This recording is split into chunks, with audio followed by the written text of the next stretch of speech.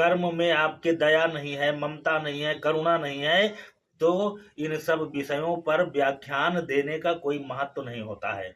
एक संत ने अपने शिष्यों को बुला करके कहा कि जीवों पर दया करनी चाहिए, इस विषय पर आप अपने अपने व्याख्यान रखिए। सारे शिष्यों ने बड़ी अच्छी अच्छी बातें बताई संत जी को, और संत जी भी प्रसन्न हुए। लेकिन जब पुरस्कार देने का समय आया, तो संत जी ने एक ऐसे बच्चे को पुरस्कृत किया जो उस हाल में था ही नहीं। ये देख करके जो बच्चों ने व्याख्यान दिया था उनको बुरा लगा। उन्होंने कहा कि गुरुजी ने, आपने इनको कैसे ये पुरस्कार दे दिया? हम लोगों ने तो व्याख्यान दिया है, और जो व्यक्ति था ही नहीं उसको कैसे पुरस्कार आपने दे दिया?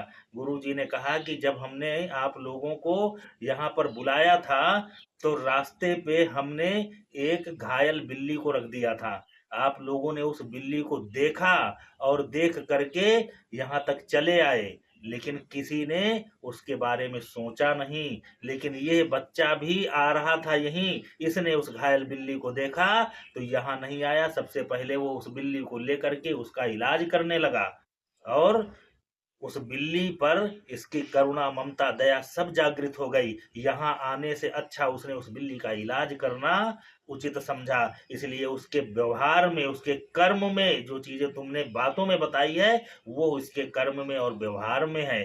तो इसलिए श्रेष्ठ तो यही बच्चा हुआ, और उसको पुरस्कृत किया गया।